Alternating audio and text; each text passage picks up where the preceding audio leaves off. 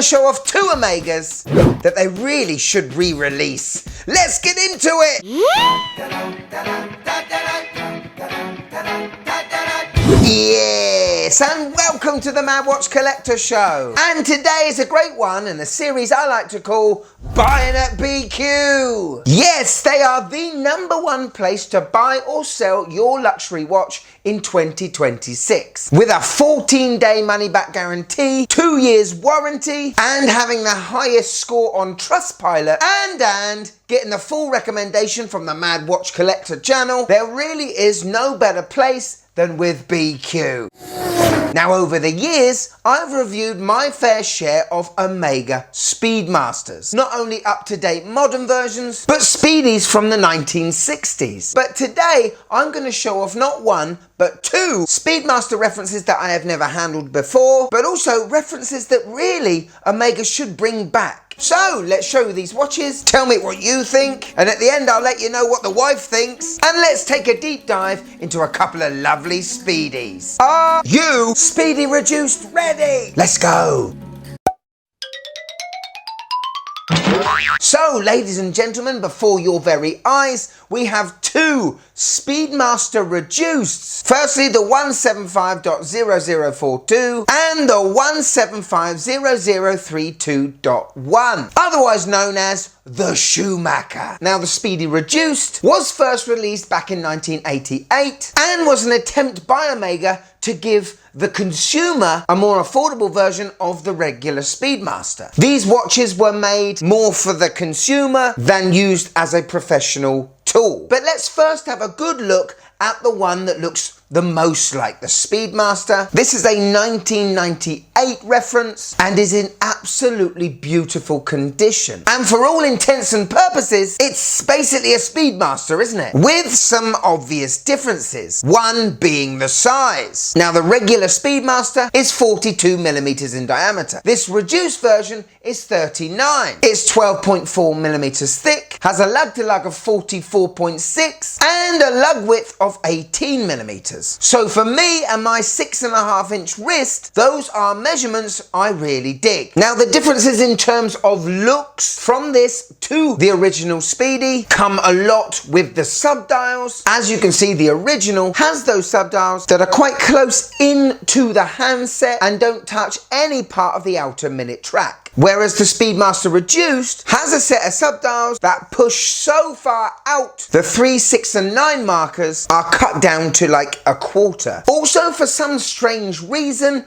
Omega decided to swap the subdials either side of the handset around to the original. Why they did that? Don't know. Maybe they were stuck with this mechanically with the ETA based movement inside. But we still have those beautiful stainless steel Lyra lugs that is so synonymous with the Speedies we all know. It's that asymmetrical case look. On the right side, the case just bulging out that little bit more, supposedly protecting the pushers and the crown. Although it doesn't do a fantastic job, it looks cool, doesn't it? Now, if we turn to the Schumacher Speedy, this turns the Speedmaster look upside down, doesn't it? Looks so much more dynamic. This was a special edition that came out in the 1996. This is a 1998 edition, but that red lacquer in the middle of this dial represents Schumacher's Ferrari days. And we also have that Omega checkered flag motif that they have used a lot in the past. And to me, when you put these two watches side by side, the Schumacher just looks a bit smaller. It's an illusion to our eyes because the dial, to me, feels like it doesn't start until the red lacquer, but it's going to have that smaller illusional look to you when it's on the wrist. The only difference between these two watches comes with the glass. The 0042 has a boxed sapphire crystal. The Schumacher has a plexiglass dome, which gives more of a 60s, 70s vintage look to it. And if I had the choice, I probably would pick the plexiglass, even though the sapphire is far more scratch resistant. Sapphire just doesn't look as cool as this. Also, the Schumacher's hour markers, including that meat and 2 veg at 12 o'clock, come on, we were all thinking it, is chunkier, bolder and beefier, and does help make this watch look that little bit smaller, like I have said. And although I do love those yellow accents on the subdials and the seconds hand, when it comes to the overall look, nothing beats the original, does it? You know what I mean? Both watches have 30 meters of water resistance. You're not going swimming in them. And the movements to these babies are the same. Inside we have the caliber 3220, which is based on an ETA 28294. So it has that ETA base, and then there's a mechanical module that fits on top, which gives you that chronograph functionality. Now, I have heard stories in the past that this movement isn't massively reliable, but when you've got confidence buying it from the likes of BQ, you can really put this chronograph movement to the test and make the most of that 2-year warranty. Now, is that why the Speedy Reduced was discontinued in 2009? With the amount of special and limited editions that Omega has done in the past, I'm really scratching my head to wondering why they did discontinue it.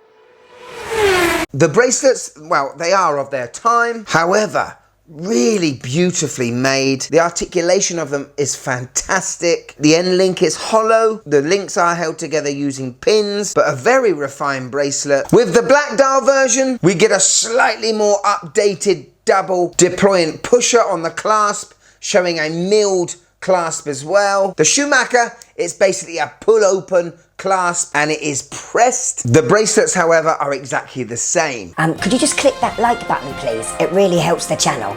Thank you. On my 6.5-inch wrist, and blooming it, why don't Omega make these watches anymore? They would honestly sell like flipping hotcakes. And even though they are automatic, and the fact this is a modular movement, these hug the wrist so well, I can see why a lot of people love them. Now, I have over the years been tempted to buy an Omega Speedmaster Moon Watch Professional, but it was never the intention to get it on the bracelet because with the 42mm diameter and the lug length, it probably looked a bit too big for me. This, wow, it looks absolutely phenomenal. And if I'm being perfectly honest, I think the reduced ones are the watches I should go for if I was to get a Speedy. And having them on my wrist, I'm pretty swayed on the Schumacher. I mean, I don't even like Formula One. I mean, obviously I know who Schumacher is, but I'm not a huge Formula One or racing fan. But this watch does have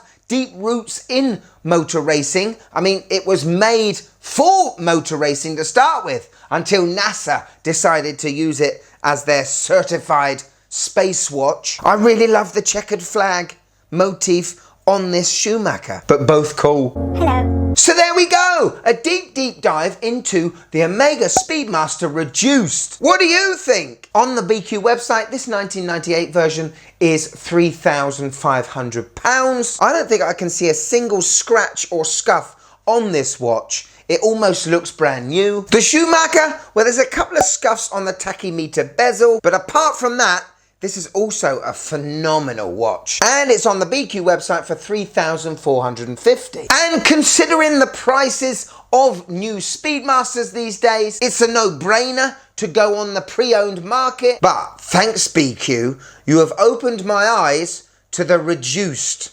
I think I want one. So here we are, my wife's first impressions on both Speedmaster Reduced. Well, one is boring. The other one looks like blood. I'm getting a blood vibe. Little bit gory. I prefer that one more than the boring one. Not bad though. Well, I'm surprised she went with the Schumacher. I'm surprised I like the Schumacher so much. She doesn't need to know the price though, does she? Thank you so much to BQ for sending these watches in. They are on their website right now. You can buy them. Go ahead, put in a cheeky offer and see how lucky you get. If you've watched till the end, you are the special ones. And if you'd like to show a bit more support to the channel, we've got a Patreon now. See the shows early, blooper reels, behind the scene footage, private group chat, and get your name credited at the end of every show, like this fantastic lot. But if I've got you here for a few more minutes, and I think I have, take a look at this playlist. A whole host of shows where I've taken the BQ safe keys and had a good rummage round. Go on, go click it, you'll love them. There's something for everyone. Go on, Panerai, Tudor, JLC, you name it. Go on, click it, click it, click it.